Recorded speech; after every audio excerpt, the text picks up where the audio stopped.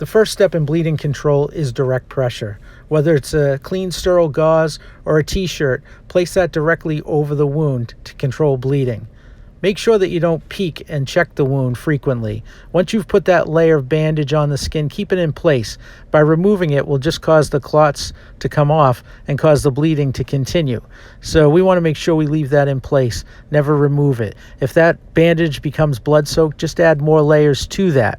And then you could take a pressure bandage, a bandage that can wrap around the extremity or the area to hold everything in place.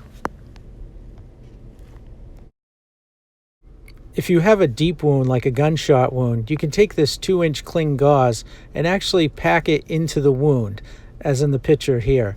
You want to take that and just unravel the gauze and just keep tucking it right into that wound so that it can absorb as much blood as possible and help the clotting occur in the wound.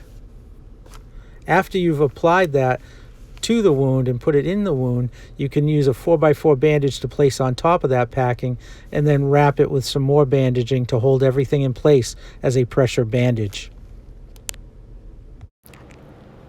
In the event that we have a penetrating trauma where something is still stuck in the body, we must wrap around it so that it does not move, and definitely don't pull it out. Leave it in place. We could cause more damage if we remove that object.